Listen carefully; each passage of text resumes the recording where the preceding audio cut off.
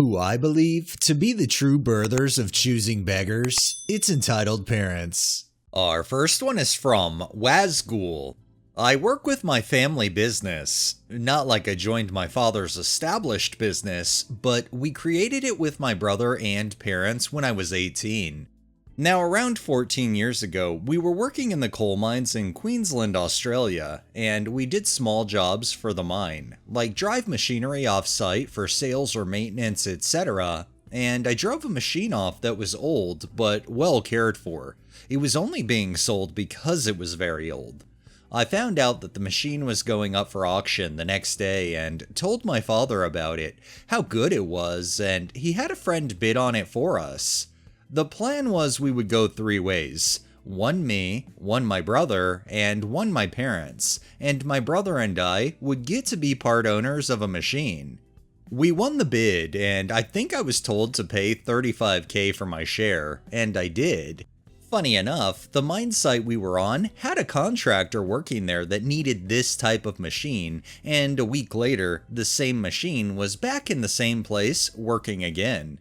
My brother and I were told we would get 1/3 of the rental for the machine, and we were not great with keeping track of finances, so we just went on with life, assuming it was being taken care of by my parents. 3 months or so go by with the machine working nearly every day, earning I think around $100 an hour, and the guy we were renting it to tells us that he'll need this machine for the foreseeable future, so he wants to buy it for more than we purchased it for.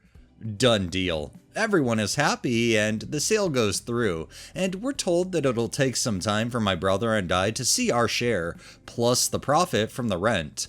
And time goes on. I asked about it 6 months later, and my parents told us that we had been paid our share.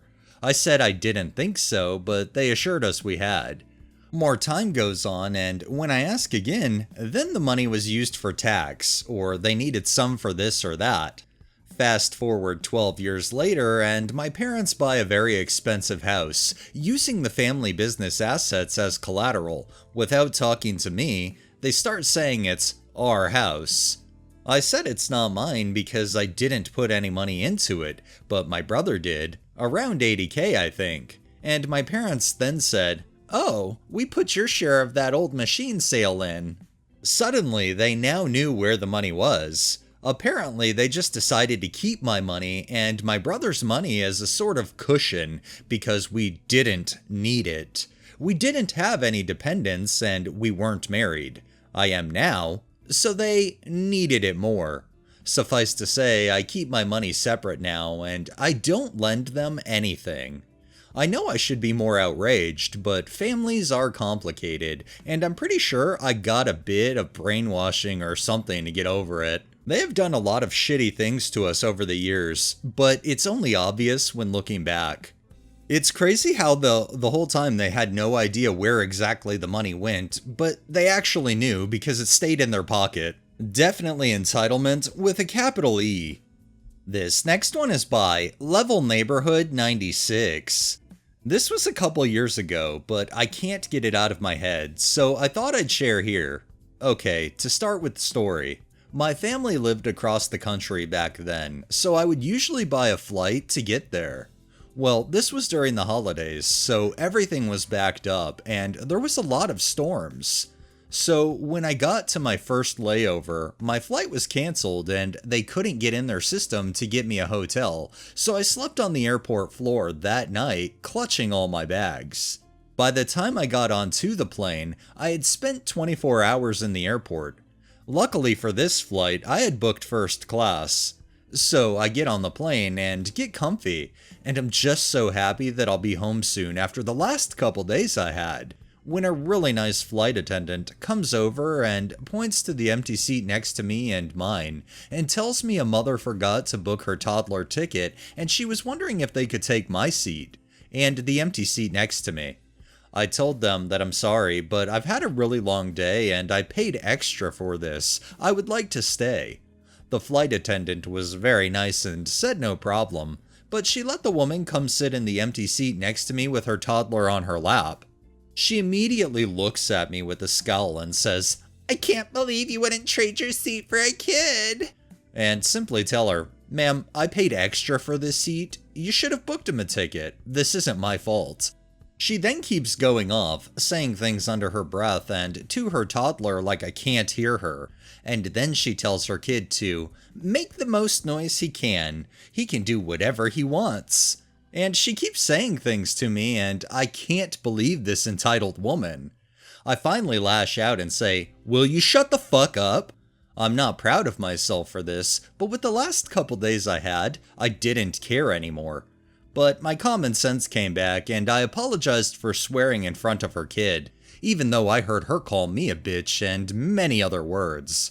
Again, the woman wouldn't shut up, and finally my savior came. That really nice flight attendant came over and bent down to the woman's level and said, "Ma'am, you were lucky to be able to switch seats, and all I've heard from you since you switched is you threatening this woman and telling your child to be noisy. This plane hasn't left yet, and we have no problem kicking you off this flight, and if you continue to do this while we're in the air, you will be banned." I couldn't help but smile. She finally shut up, and I was so glad that I had downloaded Sex Life on Netflix so I could finish my steamy show right in front of her. Edit. For people asking, I'm assuming the child was under the age of 2. Just a big baby. If your child is under 2, you can fly with them on your lap instead of buying them a seat ticket. I'm assuming this is what the woman did and was hoping she'd get an extra seat. I hope that clears some things up. Sorry. Edit 2. For those asking, I'm guessing most people on the plane came from a cancelled flight as well. The plane was smaller than the last plane I was originally supposed to go on.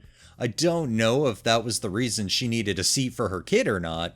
I don't know why they didn't just switch the grandma to first class, but I'm guessing the flight attendant asked if one of them wanted to switch, and the mom was the one who took the opportunity. Again, I don't know if this was the thought process, but it makes the most sense to me. I'm glad that the flight attendant came and basically told that lady how it was, because it's true, she was literally granted a seat change and she was acting so goddamn entitled. I kinda in some ways wish they would have just removed her from the plane, to teach her the ultimate lesson. But we know if that happened, she'd just Karen out at the counter. And our final one is from Outside the Walls. I own a small restaurant. Classic American foods, decent prices, kid-friendly. One of our policies is that kids 10 and under can get anything off the kids menu for free. The stuff on the kids menu is cheap. Like, a bowl of mac and cheese with some chicken nuggets isn't breaking my bank on food cost. A hot dog and some fries aren't gonna bankrupt me. Last night, I was sitting in the office, watching some YouTube videos, when I noticed a family that I know personally. Their daughter, 12 female, is friends with my granddaughter, 13 female. When I see people I know, I have a tendency to sort of take over the table. The server still gets the tip, but I give the table a lot of extra attention. So I stop over and say hi, and I check their ticket in the computer out of curiosity. The dad got our 22-ounce porterhouse with a fully dressed potato, butter, cheese, sour cream, bacon, chili, ranch dressing, and crispy fried onions. The mom got our fried catfish and hush puppies. The daughter got our pulled pork cheeseburger with onion rings. Note, daughter ordered off the main menu, not the kids' menu. Anyway, they spend about 40 minutes eating, drinking, and generally being merry. Both myself and their server are keeping an eye on their drinks, making sure they are having a good experience. I even gave them 5 free credits on the jukebox just to be nice. I head back to the office to take a phone call, and while I'm back there, I notice a commotion on the cameras, at that very same table. Before I can make it to the dining room, the server is in the kitchen heading towards my office. Apparently there was a mistake with their tab, and their daughter's meal should have been free. The server tried to explain that only applies to items on the kids menu, and the girl had ordered off the main menu. The explanation fell on deaf ears. So I head out to solve the problem. I explained that not only did the girl order off the main menu, but I know for a fact that their daughter is not 10 or under, since my granddaughter had been to her 12th birthday party back in March. The mom tried to argue, but the dad put his hand up, apologized for his wife's behavior, and passed me his card to pay. Before they even left my establishment, the mom already left a nasty and completely false Google review stating that we lie about our policies and kids don't really get free meals. You gotta love how somebody who clearly lies, in this case the mom lying about her daughter's age, will literally go on and lie in a review. I wonder how she got through her life of lies. Or rather, should I say, her entitled life of lies. Alright, that's enough entitlement for the day. Well, that wraps up this episode of Entitled Parents. If you liked the video, please drop a like, share my content on all of your social media, subscribe if you haven't already, and make sure to hit that bell so you're notified every time I upload, and drop a comment down below. It really helps with the algorithm and helps new people find my channel. Thanks for watching, thanks to my patrons and super thanks contributors. Have a great day and stay safe out there.